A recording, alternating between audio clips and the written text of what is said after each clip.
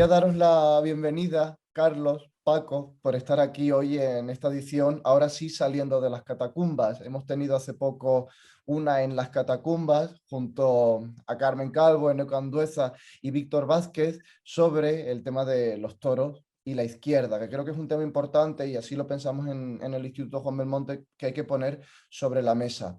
Así que bueno, hoy me acompaña Paco Marc. Paco Marc trabaja, bueno, cronista taurino en La Vanguardia y en 6 Toros 6, entre otros portales, ¿no? Ha estado en el Boletín de Loterías y Toros y expresidente, ¿no? Yo creo que es algo de lo que está muy orgulloso, expresidente de la Fundación Taurina Catalana.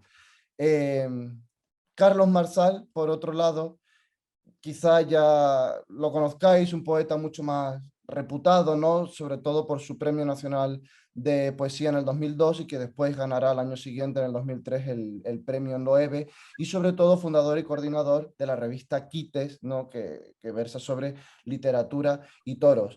Entonces lo que a mí me gustaría quizá con vosotros es empezar hablando un poco de cuál es ese devenir histórico que hemos tenido recientemente, sobre todo pues desde el final de la Guerra Civil hasta la actualidad, que es el que de alguna manera haya gestado ese estancamiento, esa situación en que se encuentra la tauromaquia en la actualidad, esa asociación directa de la fiesta de los toros con la derecha. Entonces sí me gustaría hablar un poco de, bueno, ¿cuáles pensáis que han sido las políticas o las retóricas durante la dictadura franquista, ¿no? Y de cuáles no son, es heredera, al fin y al cabo, la fiesta a día de hoy, Paco. No sé qué podrás contarnos sobre todo esto.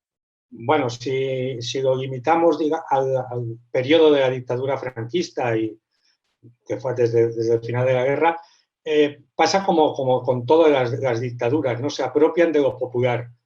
En este caso, el franquismo se apropió de lo popular, que es los toros, el flamenco y la copla, por ejemplo, ¿no? También se apropió del Real Madrid en su momento porque le venía bien, porque era un equipo que ganaba. Luego se ha confundido con que era el equipo del régimen. Yo, desde Cataluña y como socio del Barça y como seguidor del Barça, puedo, digamos que no comulgo con esa idea. Yo no asocio a Madrid con el equipo del régimen. Y referido a los toros sería eso. Y estamos viviendo un momento, concretamente en el tema taurino, donde se vuelve a haber una apropiación indebida, ¿no? De la tauromaquia por parte de un cierto sector ideológico en contra de una reacción de la izquierda, junto con el animalismo rampante y un estado social que impulsa hacia ello.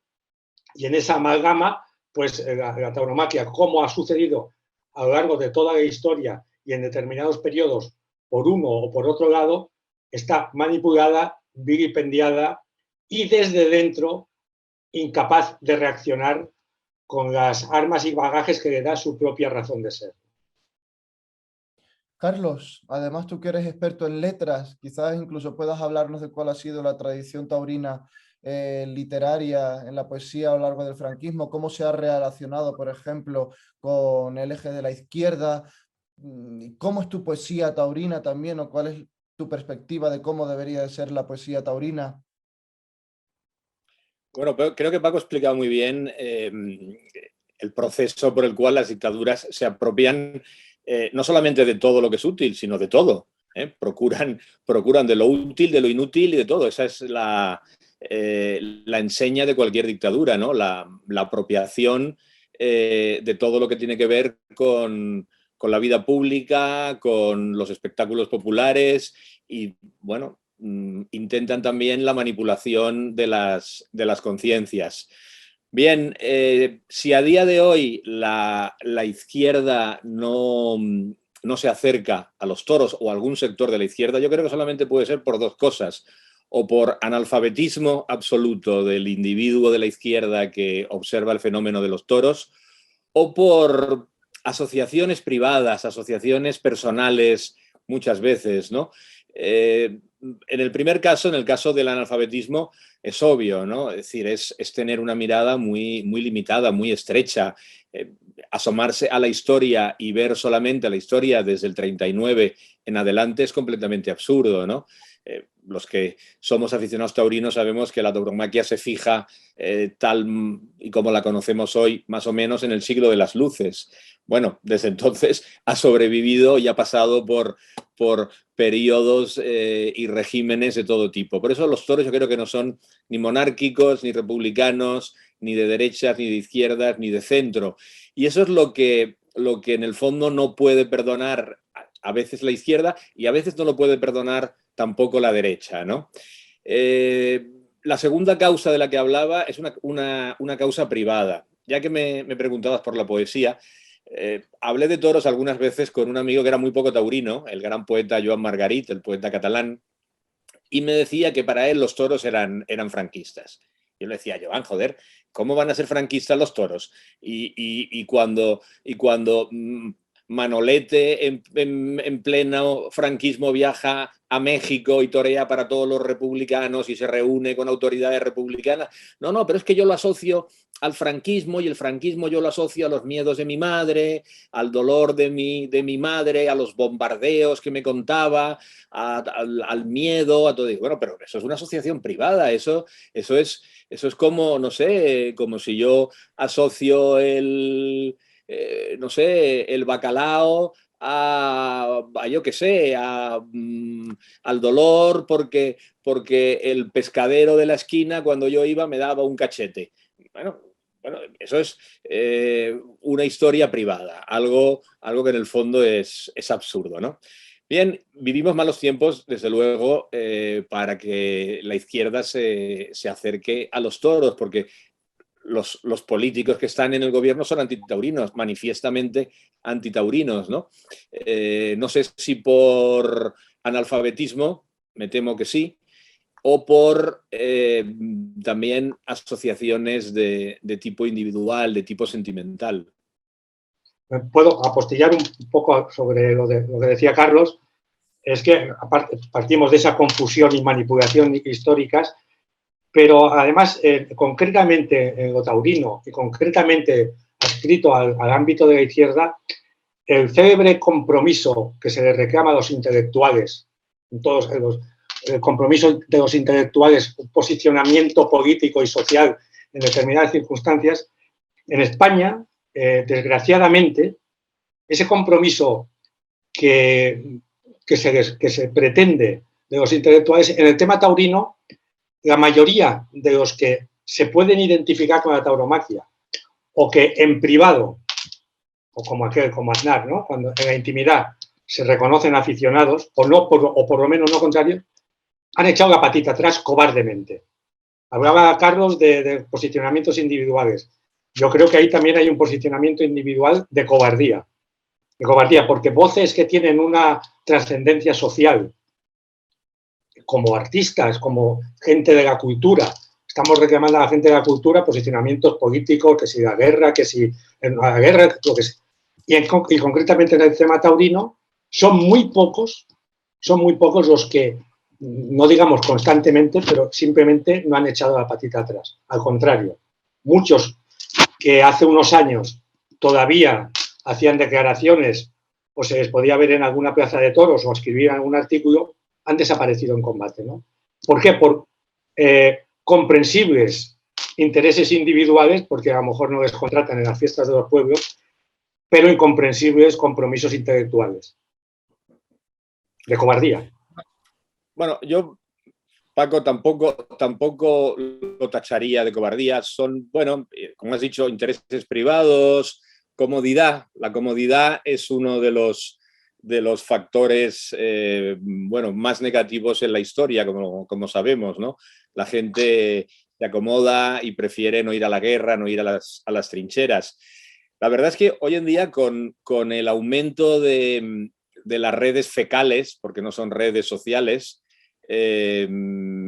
con las agresiones que puedes sufrir en cuanto te manifiestas partidario de los toros o de cualquier cosa que no venga bien al loquito de turno que tiene el teléfono y el gramófono para dar su discurso, pues es complicado, ¿no? Es complicado. Y yo a la gente no le pido tampoco heroicidades, ¿no? kamikazes. Me gustaría, desde luego, Paco, que la gente se manifestara con la misma libertad con que se manifiesta en privado, en público. Pero es verdad que la cosa no está para fiestas, aunque la fiesta es una de las verdaderas causas que uno debe mantener. No sé, yo creo que, te lo decía hace tiempo, bueno, los taurinos catalanes sois la resistencia, sois el ejemplo para muchos taurinos del mundo, ¿no? Y también para mí. Sí, si el título de esta charla es Al salir de las catacumbas, ¿no? En Cataluña lo de la catacumba es una resistencia de años, ¿no? De muchos años que nos ha llevado al olvido absoluto de parte de los nuestros, que esa es otra, ¿no? Claro, es que en Cataluña se añade una circunstancia agravante más complicada, ¿no? Y es, además, la identificación de los toros con lo español, ¿no? Y claro, el independentismo es bueno, lo ha tomado como uno de los símbolos que debe combatir, como una de las empresas a las que debe entregarse, ¿no? Guillermo, va, sigue.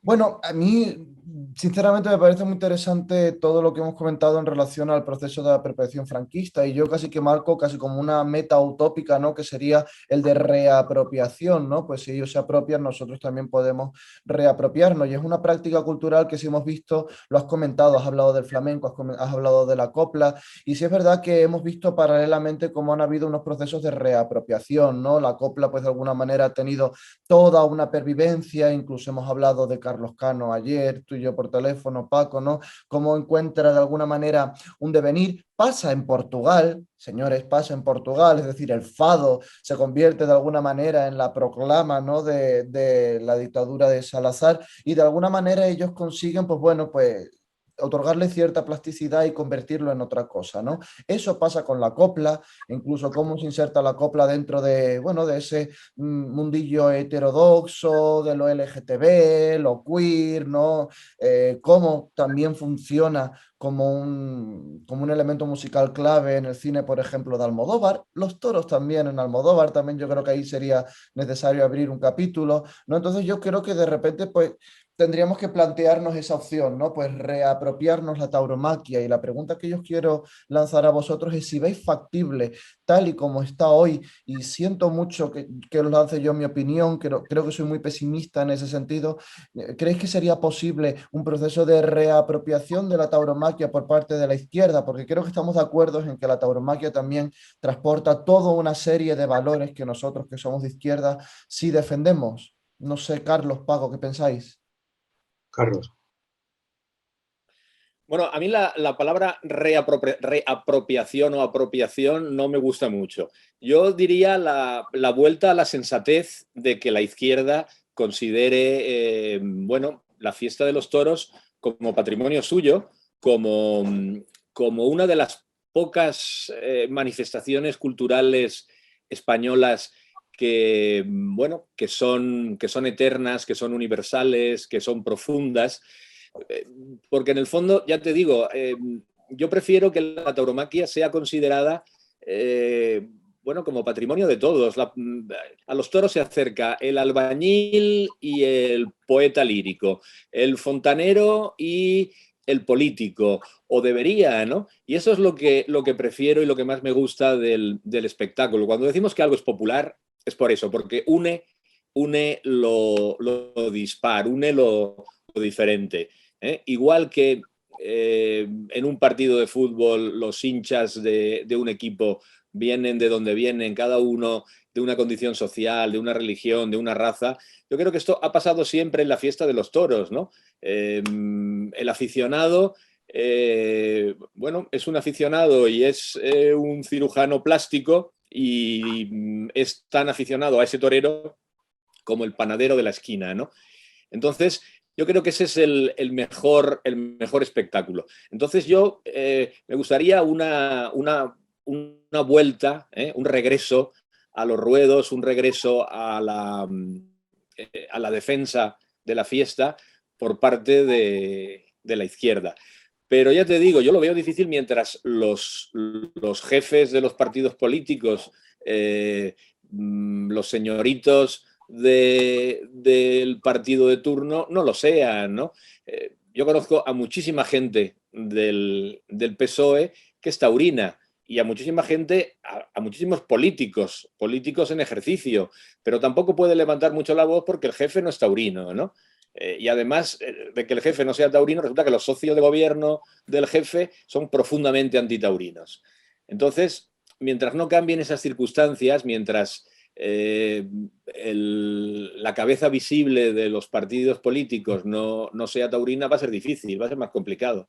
Y además lo comentamos el otro día en las catacumbas, disculpa Paco, es decir, Extremadura, Castilla-La Mancha, Aragón y hasta hace no mucho Andalucía, es decir, unas comunidades autónomas de fuerte regambre taurina y que también han tenido a lo largo del tiempo pues un gobierno socialista, ¿no? Del Partido Socialista en este caso, de izquierdas, si queréis. Paco. Sí, no, aparte, haciendo como, no un paréntesis, sí, pero sí un guión entre el tema político, por decirlo de alguna manera, en el que se puede volver en el sentido contrario, en esa apropiación de la que hablábamos antes de la derecha, ¿no? Ahora asistir a una corrida de toros para algunos entre los que me encuentro, muchas veces es un ejercicio masoquista de ver lo que tienes alrededor, ¿eh? Cada uno es muy libre, ¿no? Pero no hablemos del tema de los himnos y los gritos de los vivas. Gritar viva la Guardia Civil en una corrida de toros me parece que es absolutamente, más que extemporáneo, ridículo, ¿no?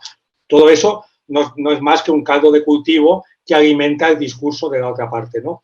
Pero por alejarme, por lo menos un momento del aspecto político, si miramos hacia nosotros, yo creo que la tauromaquia necesita un meneo en todos los ámbitos, ¿no? Mi amigo Agustín Díaz Llanes, que es de esos intelectuales que no han echado la patita atrás, sino al contrario, ¿no? Explica muchas veces que, claro, jugamos en campo contrario. Jugamos en campo contrario en una sociedad en la que el tema de los toros pues está manipulado desde diferentes ámbitos, no solo el político, sino por los usos sociales que han ido cambiando y que además hay una constante progresión en ese sentido, ¿no? Y siempre dice no, es que lo nuestro es muy heavy, ¿no? Es que es llevar 6 toros del campo al centro de una ciudad, lidiarlos y matarlos.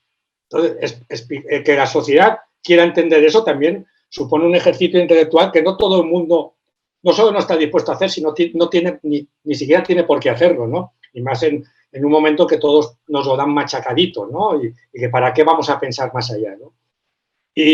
Pero cuando yo hablaba de meneo, también estamos hablando de lo que es el rito convertido, que es un espectáculo ritual o un rito convertido en espectáculo, como se quiera llamar.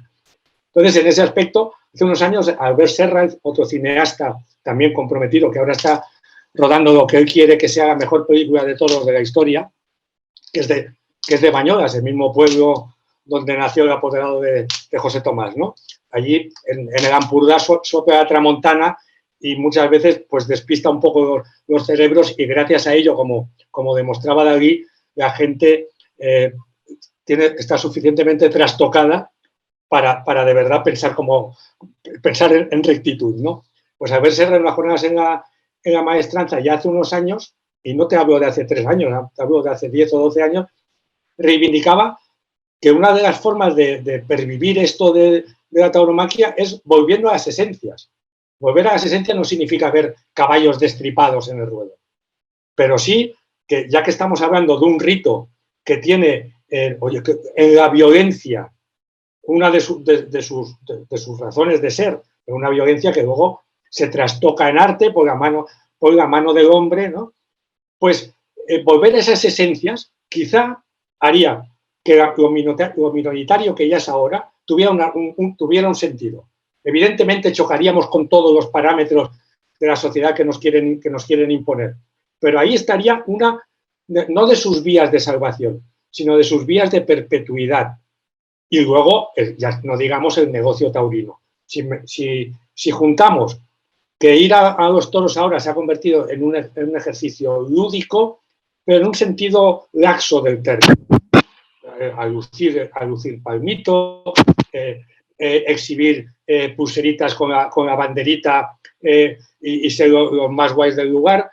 pues ahí estamos no solo suministrando todo tipo de munición al enemigo, entre comillas, sino que nosotros mismos nos estamos propiciando un abismo, ¿no? Entonces, y luego ya en lo que es la organización del espectáculo, todas estas cosas que tienen que acercarnos a la sociedad en lugar de quitarnos de la sociedad. Ya de por sí los medios de comunicación nos invisibilizan, pues si nosotros además nos invisibilizamos aún más, pues llueve sobre mojado, ¿no? Ahí hay una parte de culpa. Tenemos tendencia, y tendencia además fundamentada en hechos, de echar la culpa a la política, ¿no? O mirar al compromiso de los que, pero nosotros mismos o los que tienen, nosotros mismos, yo hablo de nosotros mismos y yo estoy más fuera que dentro, ¿no? Más fuera, pues pago mi localidad, voy, disfruto y de vez en cuando escribo lo que me ha parecido, y si se muere un torero escribo el obituario, lo cual ya es el colmo de la lucha interna, ¿no?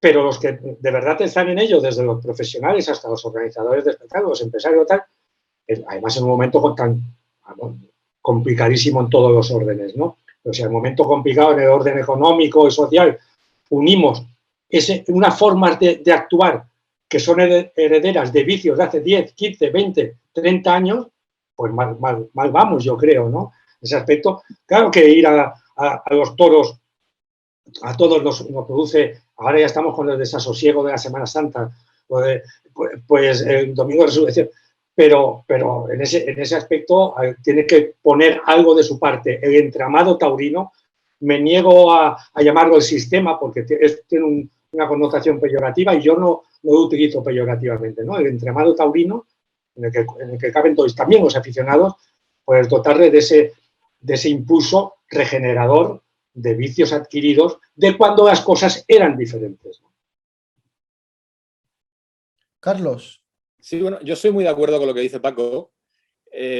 Lo que no sé muy bien es si alguna vez los toros van a poder volver a ser lo que fueron en tiempos. A ver, si me explico.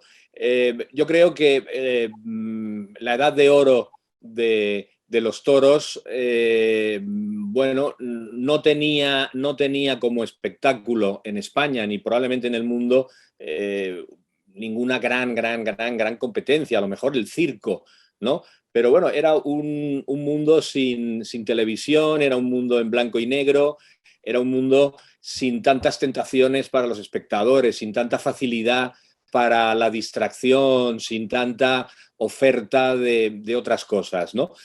Pero yo creo que eso no nos tiene que asustar, es decir, que vaya a ser un espectáculo minoritario en el futuro, puede ser, pero bueno, también lo es la música clásica, también lo es la poesía, también lo es la alta pintura, también lo es el cine. El cine ya se ha convertido en un espectáculo minoritario. La gente no va al cine, la gente ve cosas desde su casa a través de las plataformas. Bueno, yo creo que eso... Claro, yo creo que eso no nos tiene que asustar. Lo que hay que hacer, como ha dicho Paco, es recuperar las esencias, es bueno, dar un espectáculo que sea bueno, verdaderamente representativo de lo que la fiesta de los toros es. Y bueno, y consagrarnos los fieles, los espectadores, a su defensa, a su propagación y a su cultivo, y nada más. Carlos, tú que eres poeta, probablemente seas el último poeta taurino, ¿no? Por lo menos de los que tenemos ahora, y disculpa mi ignorancia, pero no conozco muchísimos otros poetas que trabajen en el imaginario de la tauromaquia a día de hoy, o por lo menos que tengan tanta relevancia como tú. A mí sí me gustaría que nos hablases de cómo es tu poesía y cuál es la tauromaquia que tú dibujas en tus letras. Bueno, te cuento. Yo, a ver, soy fundamentalmente poeta, además de escritor en otros géneros, pero digamos que en mi poesía hasta hace muy poco no ha habido poesía taurina. Yo he sido antólogo de poesía taurina del siglo XX, digamos. Todo el mundo conoce lo que se ha denominado la edad de plata, ¿no? de la literatura española, y esa generación, la generación del 27, que es la gran generación taurina de la literatura, ¿no? pero más allá de Lorca, más allá de un poquito antes de Manuel Machado, de Gerardo Diego, de Rafael Alberti, la gente no conocía apenas la poesía taurina. Y hay muy buena poesía taurina desde entonces. Y lo que hice fue recopilar en una antología que titulé La geometría y el ensueño. Bueno, esa poesía desde la primera generación de posguerra, la generación de los Panero, de Luis Rosales, en adelante hasta nuestros días, ¿no?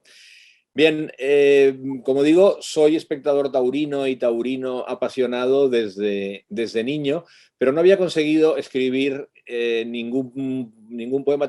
Bueno, hay un poema en donde hay unas referencias taurinas, es una media verónica para Manuel Machado, para don Manuel Machado, en que hablo de Rafael de Paula, que es uno de los toreros que más he seguido, que más me ha gustado, pero ese era el único poema. Bueno, hoy en día puedo anunciaros ya que en mi próximo libro, que saldrá el año que viene, hay un díptico taurino que está dedicado a un amigo de Paco y amigo mío, que es al maestro Esplá.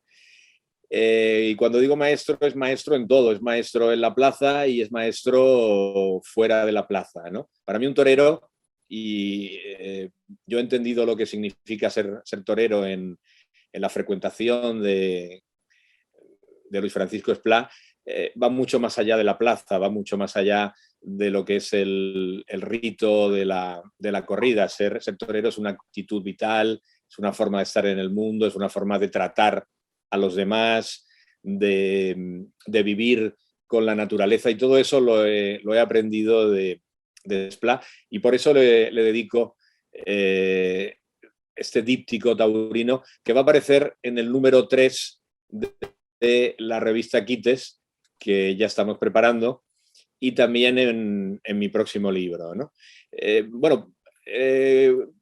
A mí me gusta que la poesía taurina sea fundamentalmente poesía, y lo taurino es accesorio. El problema de la poesía taurina muchas veces es querer subrayar, querer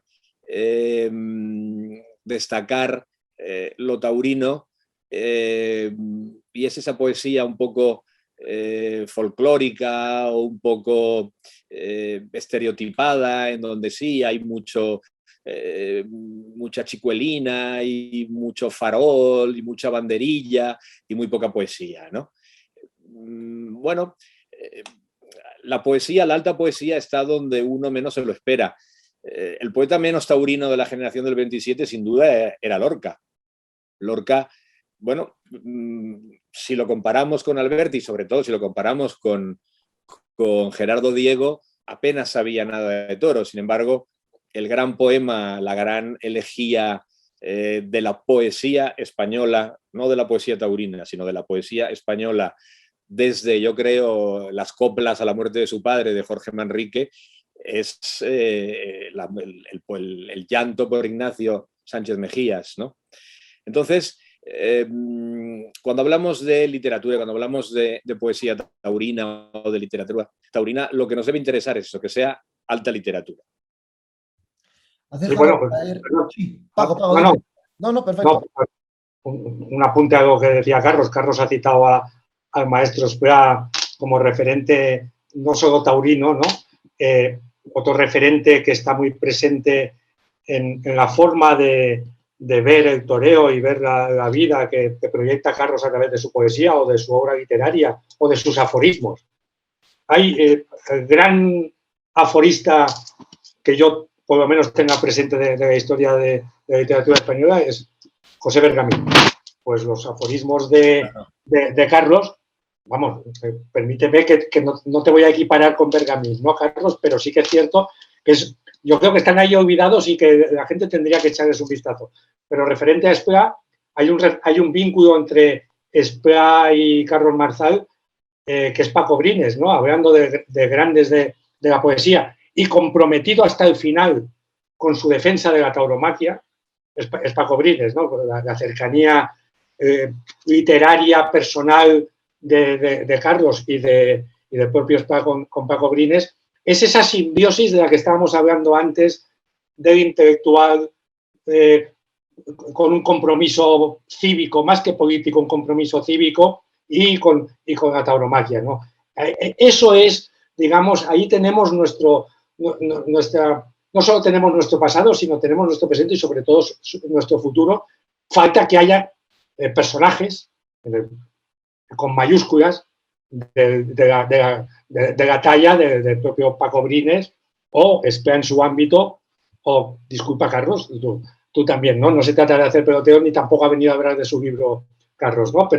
Pero sí que es cierto, ¿no? Reivindico eso porque el toreo que sin una cosa es verbalizar y tener memoria del toreo, de lo que cada uno ha visto y que cuando no había medios de comunicación y esa tradición oral y se amplificaba absolutamente todo, porque todo lo que pasa a través de la memoria, uno se hace su propia historia.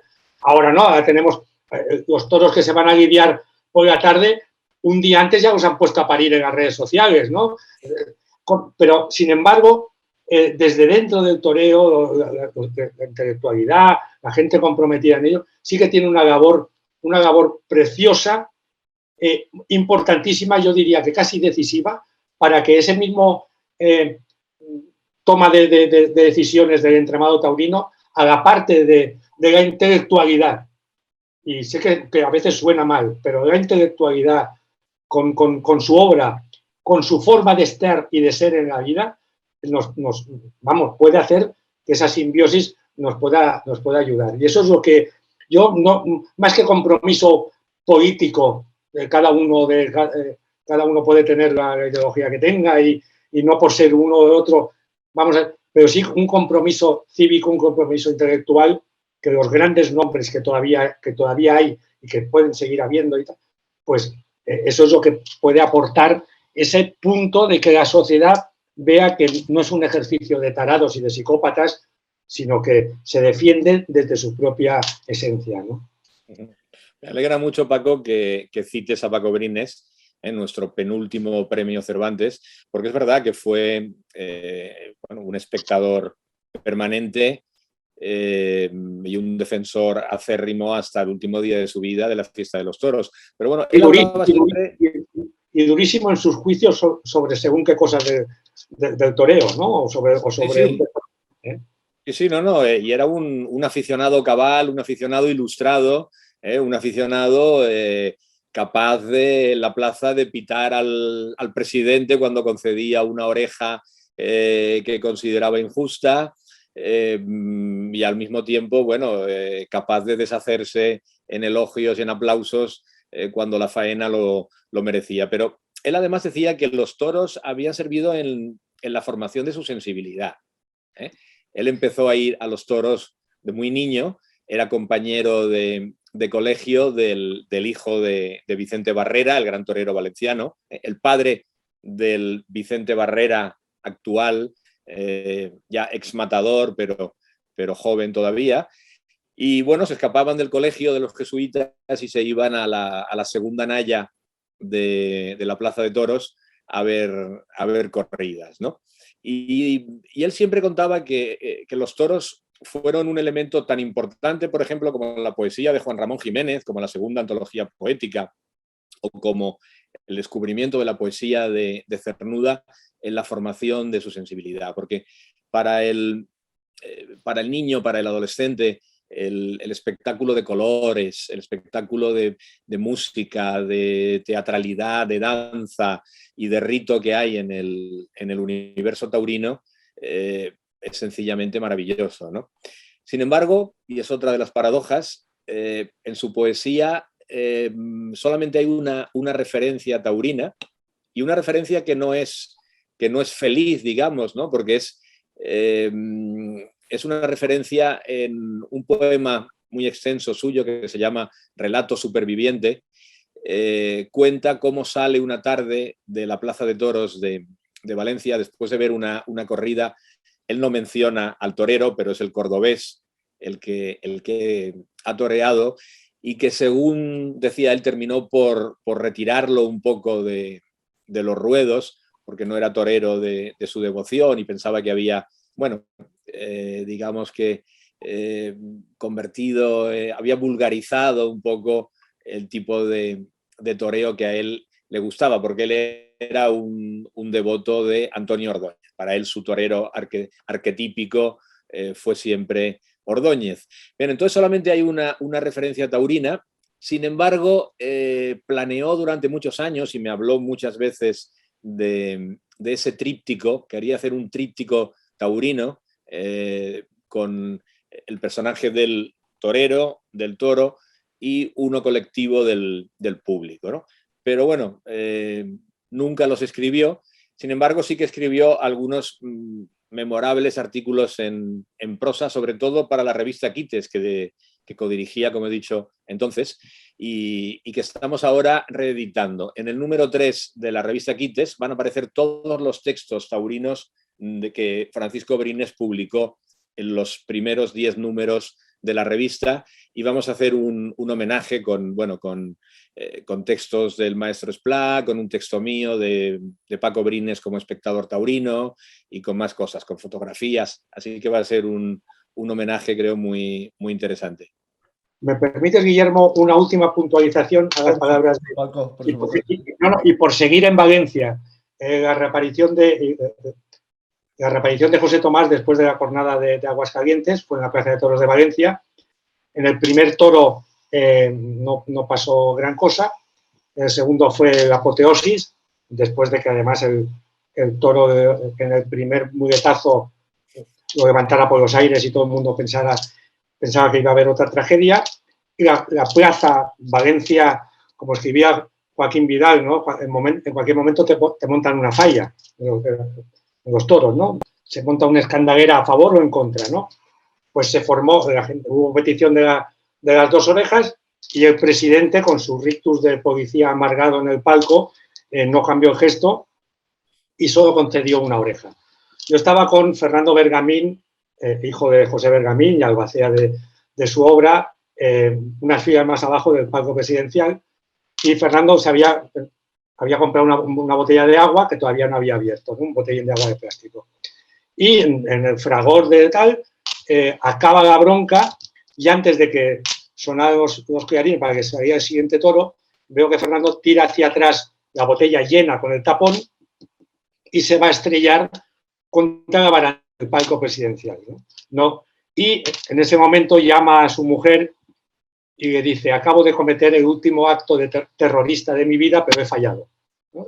Quería tirarle Pero estamos hablando esa emoción que provoca, estamos hablando de una persona de una edad, lo que pasa que heredero de los genes no solo albacea de la obra del padre, sino con los mismos genes revolucionarios de José Bergamín, ¿no? Eso en una plaza de toros, o sea, tú cuando, me desvío del tema, pero es igual, cuando en un partido de fútbol ves que meten un gol, ya se ha puesto de moda una coreografía de que toda una grada se vuelve de espaldas al campo, se abrazan y dan saltos, cosa más estúpida, ¿no?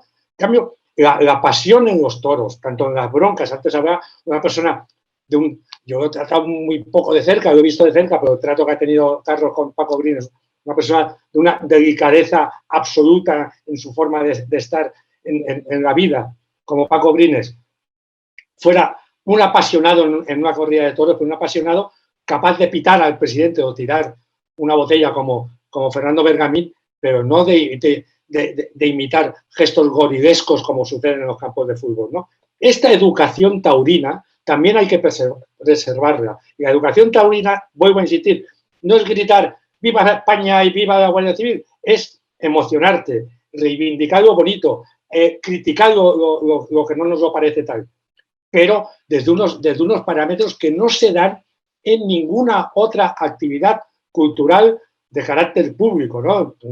Evidentemente en una sala de cine, los pocos que continuamos yendo al cine, no vamos a tirar una botella a la pantalla si no nos gusta, ¿no? Pero en los ámbitos la única que mantiene esa pasión educada es las corridas de toros. Nunca sucede un altercado, solo cuando salta el antitaurino al ruedo, ¿no? Me he leído del tema, pero es igual. No, pero sí hay una respuesta del público con respecto al ritual, ¿no? A mí sí se me ocurre, y Carmen Calvo sí comparó y tuvo muchísima polémica en las redes sociales, ¿no? Los toros con la Sí, ópera, que cómo va a pasar eso, ¿no? Que cómo se va a comparar los toros con la ópera.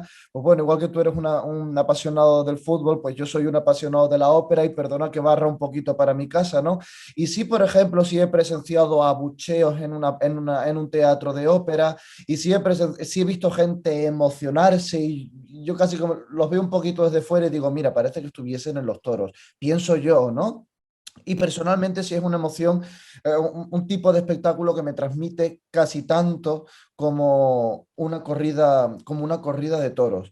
A mí lo que me gustaría es volver un poquito atrás en nuestras conversaciones y sobre todo también comentar algo que sí se ha dicho en las catacumbas, creo que fue incluso en Eco, ¿no? Que de hecho él contestaba a eso que tanto decimos de que los toros no son ni de izquierdas ni de derechas. En cuando esta decía que los toros son de izquierdas y de derechas, en tanto que el pueblo es de izquierdas y de derechas y los toros son de todos. Y creo que en cierto modo sí estoy de acuerdo con él, pero sí se había hablado y me gustaría que me dieseis vuestra opinión sobre el posicionamiento político, ¿no? Si está bien que los profesionales taurinos, los toreros en este caso, se posicionen políticamente. Sabemos que históricamente siempre ha sido así, ¿no? Desde la rivalidad entre Lagartijo y Frascuelo, la famosa rivalidad entre Lalanda y Ortega, ¿no? Que de alguna manera tienen como consecuencia que las faenas en el tercio de muleta en las ventas se hagan en silencio, ¿no? Hay también un trasfondo político, un choque entre dos bloques, el de izquierdas y el de derechas. ¿Qué pensáis vosotros a día de hoy? Es decir, ¿debe el torero contestar políticamente? ¿Debe el torero, y sin querer señalar a ninguna figura en concreto, participar en la política de manera activa? ¿Qué punto de vista tenéis vosotros al respecto? Carlos, empieza tú, que no sea que yo me desvíe. Sí, bueno, yo soy partidario de que la gente haga lo que le dé la gana, ¿eh? Y soy partidario de la libertad y de que cada cual se manifieste como mejor le venga y le convenga. Por supuesto, Entonces, pero mi pregunta tiene más que ver qué tipo de repercusión crees tú que puede tener ese tipo de actitudes con respecto al mundo del toro. bueno, pues eso dependerá de la importancia del individuo que se manifieste, de la importancia concreta que tenga en el ámbito público y en el ámbito por el que lo conocemos. Y es difícil de evaluar cuando, bueno, todos conocemos muchos ejemplos, ¿no? Y ejemplos muy cercanos. Bien, a mí no me parece mal, ni me parece bien, ni todo lo contrario, ¿no? Yo creo que el torero lo hace como individuo concreto, como personaje civil, y no como torero, porque es decir, en el toreo no hay posibilidad de manifestar la ideología. Eso es absurdo. Otra cosa es en la literatura. ¿Eh? En la literatura, y esto es un tema eterno, el tema del compromiso se ha tratado desde todos los puntos de vista, es decir, el escritor, el poeta que se manifiesta bueno, a favor de determinada ideología sí que tiene la posibilidad de a través de su escritura, defender esa ideología. Bueno, en la historia conocemos casos de todo tipo, escritores de derechas, escritores de izquierdas, que han hecho luego literatura comprometida, y al contrario, escritores de izquierdas y de derechas que nunca jamás, salvo como individuos civiles, han hecho literatura política, ¿no? Y también conocemos todo tipo de casos, es decir, buenos escritores políticos y malísimos escritores políticos con las mejores intenciones. Hay quien, es una frase muy famosa, se ha dicho que el infierno está empedrado con las buenas intenciones y los buenos propósitos, y también con los buenos propósitos literarios, el infierno de la poesía, el infierno de la novela. Muchas veces tienen muchos ejemplos de escritores que tenían el mejor propósito ideológico, pero no supieron hacer una obra a la altura de ese propósito. Entonces, bueno, a mí me parece muy bien que los toreros se manifiesten bueno, a favor de determinado partido, que digan lo que votan, que digan lo que no votan. ¿Por qué no? Yo suscribo lo de Carlos, aunque me duela según qué posicionamientos, ¿no? Porque además hay, desgraciadamente, desde mi punto de vista o desde mi posicionamiento ideológico, los únicos posicionamientos políticos están adscritos, digámoslo directamente, a la derecha en este momento, ¿no? La historia del toreo no es así, pero sí que en los últimos tiempos los posicionamientos de los toreros en declaraciones públicas cuando les han preguntado o simplemente porque lo han considerado necesario, pues se han adscrito a un determinado sector ideológico y a determinados partidos, ¿no? Y además es verdad lo que decía Carlos, ¿no? Por la escritura, pues uno puede decantar puede proyectar a través de su obra su pensamiento ideológico con buen aire o con mal aire, eso ya depende de la calidad de cada uno. Pero sí, yo prefiero acordarme de una anécdota que luego he intentado ratificar que fue verdad, pero no he podido ratificarla, pero que yo tengo muy interiorizada, y si no es verdad y alguien conoce que no es verdad, ruego que me disculpen, sobre todo los descendientes de toreros. Se trata de Antoñete, que todos conocemos su biografía de hijo de perdedores en la guerra y tal, y su corazón rojo, y además era un torero que precisamente manejaba bien la mano izquierda, ¿no? Los naturales. Y una vez le preguntaban por la suerte de matar, como sea, y dijo, o por lo menos yo tengo interiorizado que lo dijo, lo oí o lo leí, dijo, estamos hablando de principios de los 80, o incluso un poco antes, dijo, ¿cómo es la suerte de matar, maestro? Dice, bueno, la izquierda mata, la derecha ejecuta. Eso evidentemente tuvo una lectura política en su momento, ¿no? La pena de muerte y todo esto, ¿no? Esas cosas, eso es un detallito pequeño, pero que se me quedó muy grabado. Pero al hilo de lo que decía Carlos, la libertad individual, si estamos proclamando la libertad como fundamental en la vida, ¿quién es uno por decir, oye, no me gusta que determinada figura del toreo sea de un pensamiento político y además alarde de él contrario al mío, que voy a ser yo que se lo prohíba, ¿no? Si estamos reclamando compromiso, también, pues oye, a lo mejor no podemos negar el compromiso de los que no se comprometen como nos gustaría a los demás, ¿no? Otra cosa es que llame mucho la atención, eso sí es verdad, ¿no?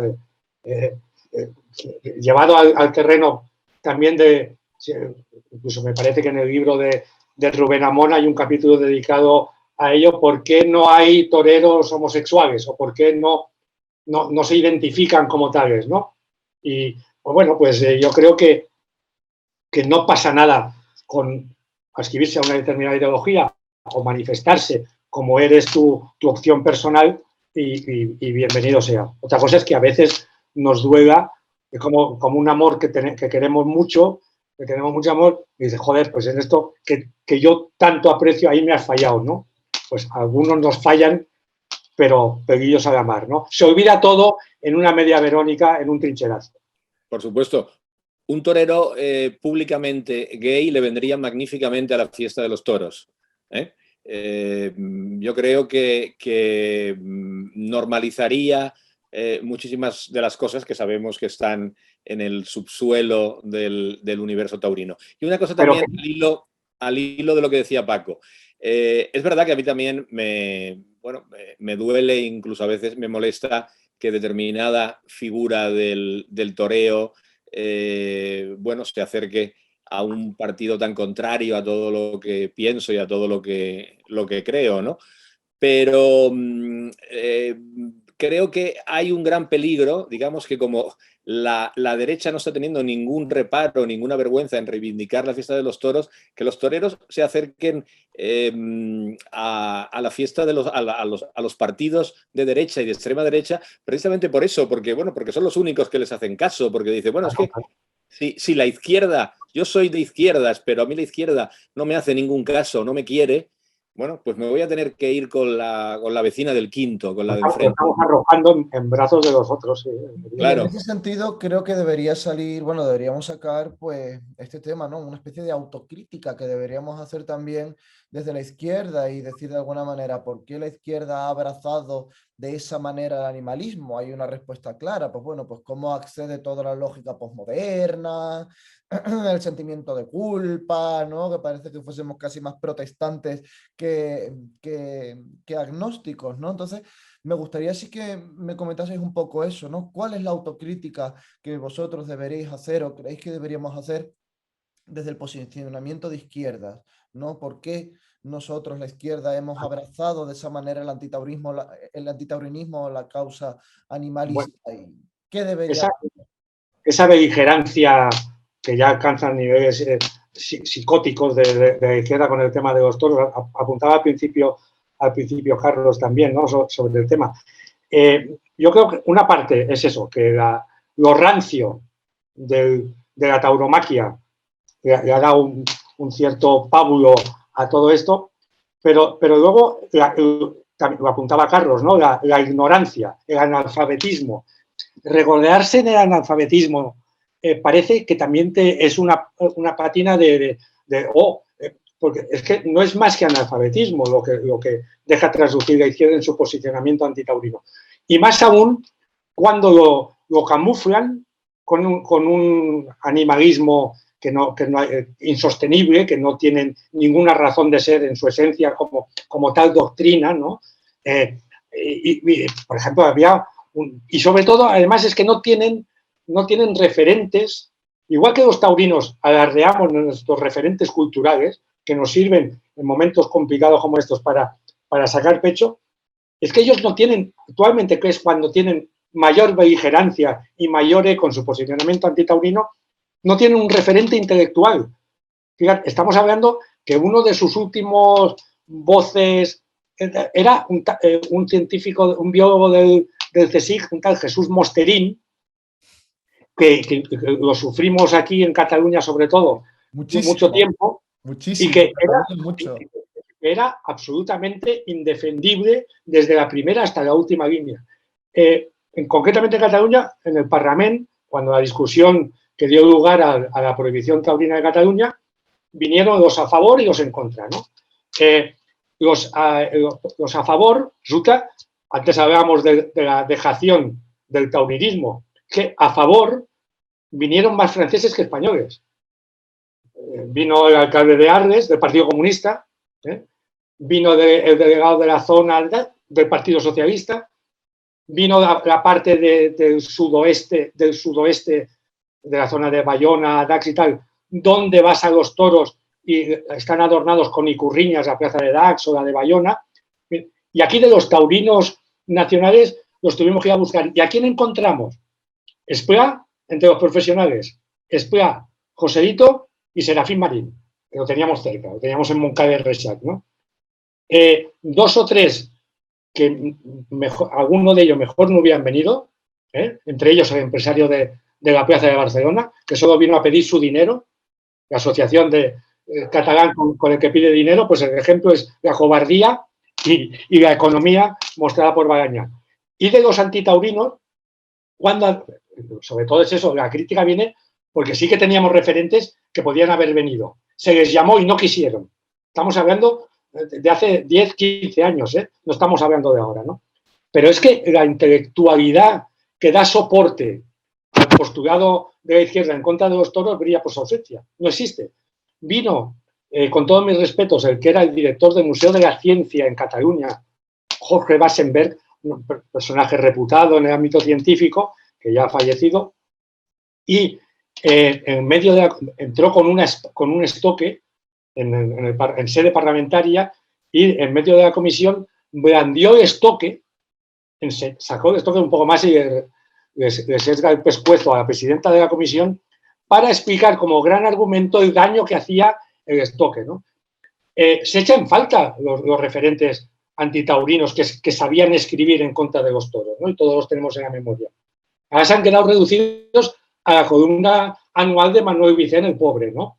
Manuel Vicent, que además hace daño porque sí que sabe de lo que escribe. Carlos me lo puede ratificar, ¿no? Porque además es paisano, ¿no? Pero bueno, simplemente ya se reproduce a sí mismo con su... Pero ¿qué soporte intelectual tienen? Es que brilla por su ausencia. Sin embargo, se lo estamos regalando, ¿no? Entonces, en ese aspecto, no hay un discurso coherente del posicionamiento antitaurino porque simplemente no lo tienen porque no lo pueden tener. Y entonces les lleva a un delirio animalista donde abrazan cualquier causa que les suene y luego la incomprensión del rito en sí, ¿no? Esa incomprensión que digamos, les ha demostrado lo errado que filósofos como Víctor Gómez Pin, ¿no? Pero cada artículo de Víctor Gómez Pin son incapaces de rebatirlo.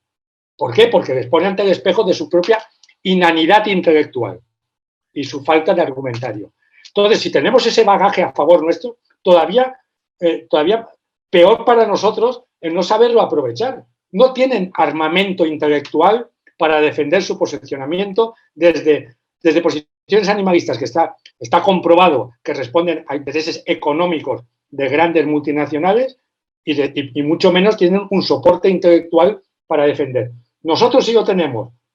No hace falta remontarse a la historia, lo tenemos ahora también.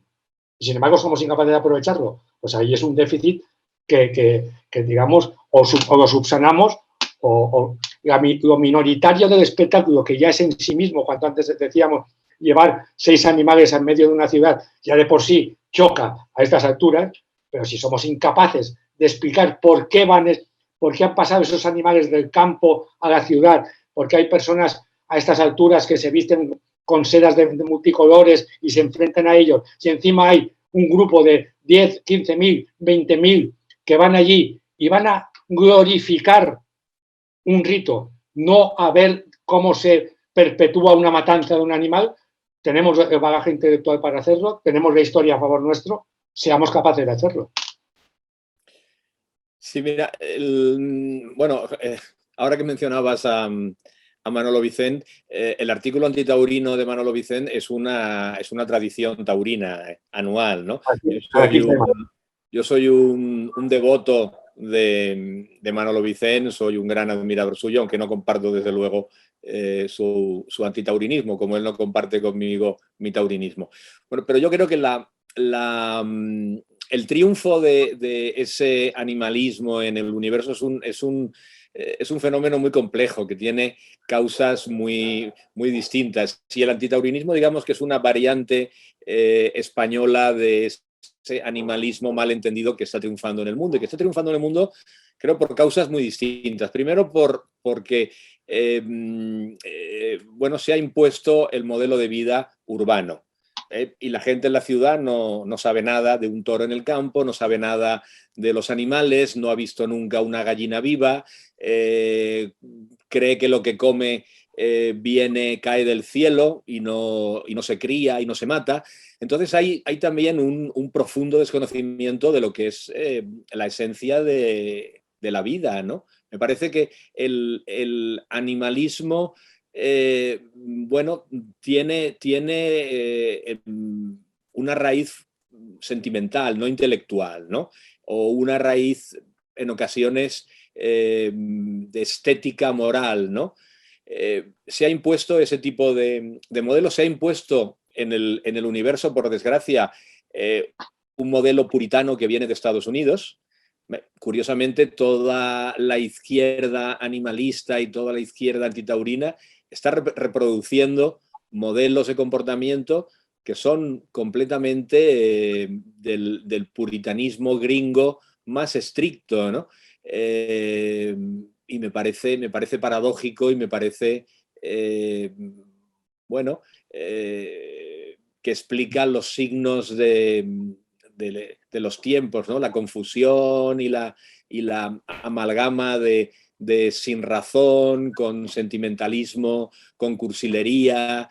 Ha terminado por imponerse en el mundo el modelo Walt Disney, ¿no? De relación con la naturaleza, en donde se ha dado una visión antropomórfica del animal, como ese animalito que habla, que sufre porque sus crías que también hablan y también son inteligentes le piden auxilio.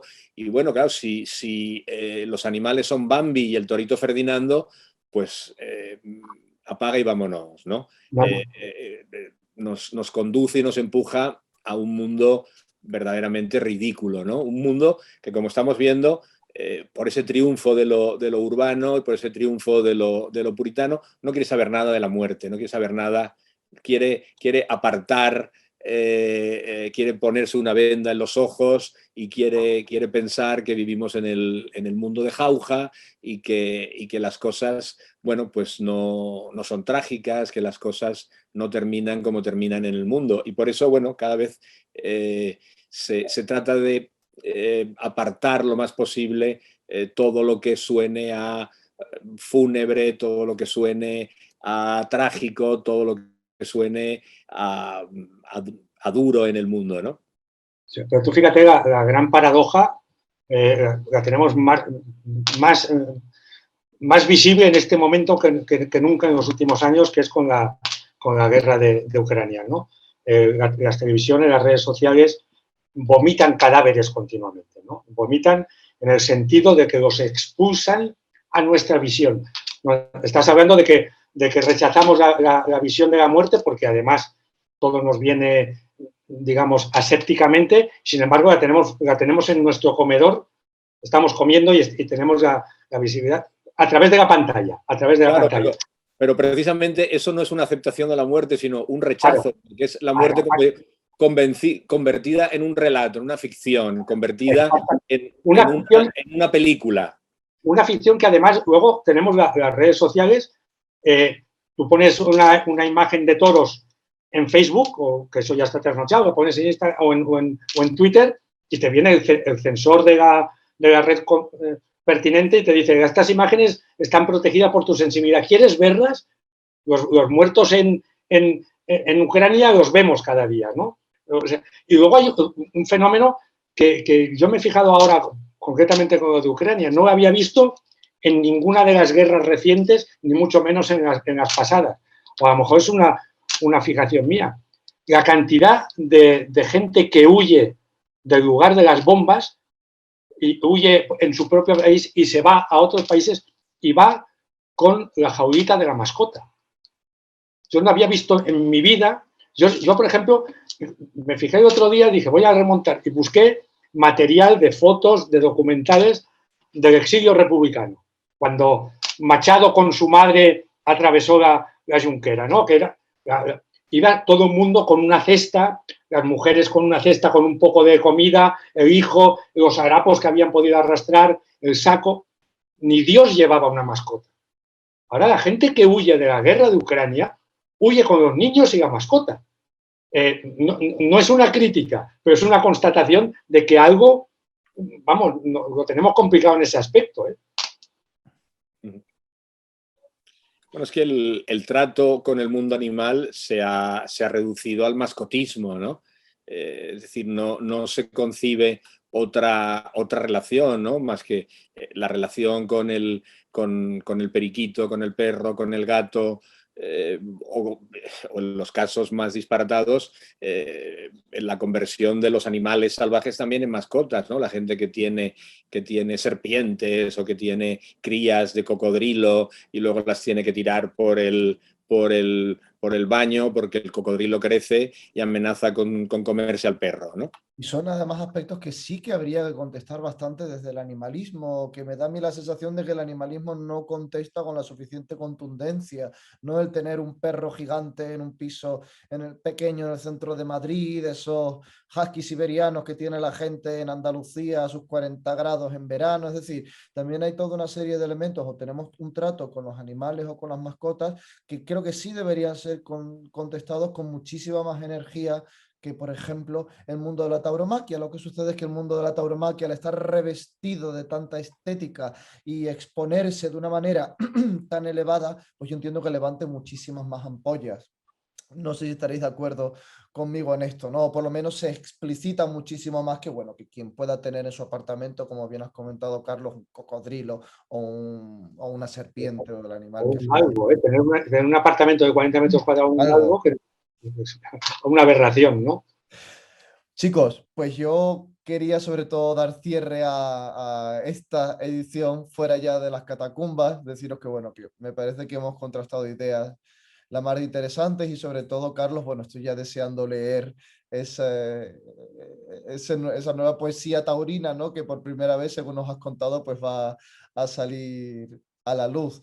Y Paco, que no lo he comentado, pero sí también sacar a luz, reseñar el Crónicas para un adiós, ¿no? Como aficionado Bueno, catalán, creo que tiene... aprovechando el spot que Carlos ha hecho, yo tengo un spot también de próximo libro. Cierto. Antes hablábamos de los obituarios, pues hay una recopilación de esos obituarios, hablando de paradojas, ¿no? Escribir en positivo a partir de hacer un obituario, ¿no? Escribir en positivo de toros. Pero sí, ahora durante la Feria de San Isidro se presentará y hablando, como son obituarios, no hay prólogos, sino epílogos. Y es un epílogo del maestro Esplá y otro epílogo de Agustín Díaz Llanes, ¿no? Bueno, pues, ¿tienes título para el libro, Paco? Sí, el título es Ahí queda eso. Ahí queda eso, que tiene dos lecturas, ¿no? Es el gesto torero, ¿no? Que cuando con un desplante, y luego ahí queda eso, dice, ahí queda la memoria, ¿no? O queda eso es lo que Muy buen título. Y lo que no sé, yo si en el ambiente taurino tendrá mucho éxito, independientemente de la calidad, que la calidad la ponen sobre todo los prólogos los epílogos de Esplá y Díaz Llanes. Claro, en el ambiente taurino sacar un libro de obituarios es aquello de toca madera, ¿no? Un poco malaje, ¿no? Está hecho con toda la voluntad contraria, evidentemente. Es un homenaje a gentes del toro, no solo son toreros o ganaderos, también hay gente intelectuales que han sido referentes en el mundo del toro, de los que he tenido ocasión de hacer cada obituario yo lo conceptúo como un homenaje, ¿no? Y no haría nunca un obituario de Jesús Mosterín, con todo mi respeto. Bueno, pues Paco, aquí queda esto. Carlos también, aquí queda esto y de verdad agradeceros un montón vuestro tiempo, vuestra presencia, que hayáis participado junto al Instituto Juan Belmonte y espero, bueno, que podamos vernos pronto y que al fin todo se encauce y podamos de verdad, ojalá ver en el futuro, aunque yo tengo mis dudas, bueno, pues que la izquierda y la tauromaquia vuelvan a encontrarse, ¿no? Yo hago un poquito como Pérez de Ayala, mientras hayan toros yo voy a seguir viéndolos, a pesar de los enfados que pueda tener yo con la propia fiesta, que de alguna manera también pues como que me divierten, ¿no? Pues los llevo por el... Y si ahí continúan las iniciativas del Instituto Juan de Belmonte y la Fundación Toro de Lidia, lo de las catacumbas, que quede ya como un pasado, vamos, que inimaginable ya en el nuevo presente y en el nuevo futuro, que ojalá... Y pasar a la catedral, ¿no? Pasar de la catacumba a la catedral. A la catedral, bueno, tenemos... Al ágora. De las catacumbas al ágora. Pues exacto, el ágora como lugar de encuentro y de discusión y de luz entre tanta tiniebla, en todos los aspectos.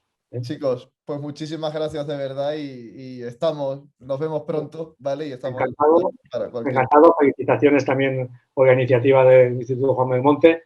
Y Carlos, me ha encantado verte. Si no nos vemos antes, a ver si nos vemos por lo menos en la Feria de Alicante, que te pilla cerca también. Estupendo, y a ver si vienes a Valencia y presentamos el Ahí queda eso.